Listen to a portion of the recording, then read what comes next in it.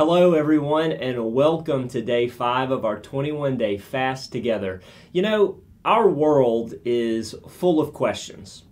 And if you think about all the questions you're asked in a typical day, it'll round up to be a lot.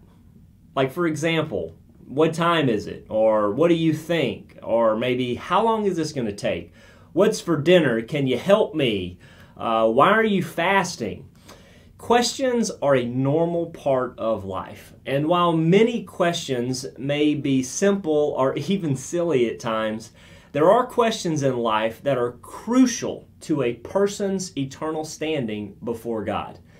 You know, followers of God should live in such a way that prompts questions about our lives from a watching world. Take a minute to consider the words of the Apostle Paul in Colossians 4:6. And this is what he says. He says, "Let your speech always be gracious, seasoned with salt, so that you may know how you ought to answer each person." So with that verse being said, that should pose some more challenging questions in your life. Maybe one like this.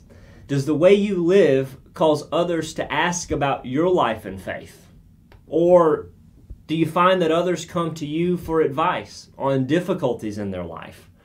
Or maybe people have asked you how you're able to handle a difficult situation well. Or why are you so willing to give your time and money to serve others?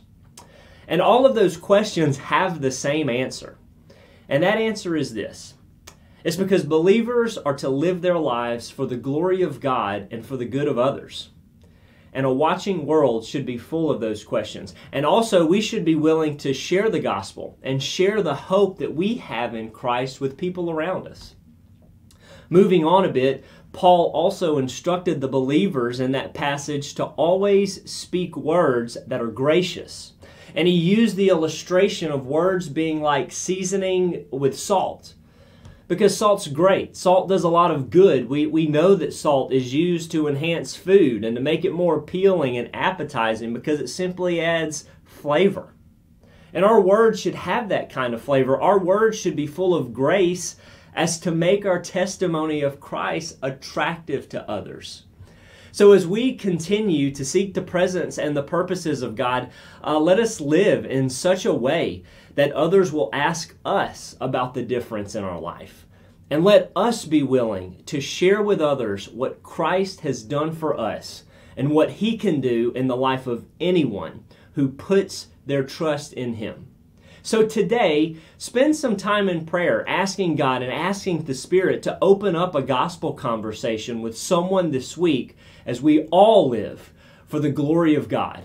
I pray that you have a great day, and we'll see you right back here tomorrow.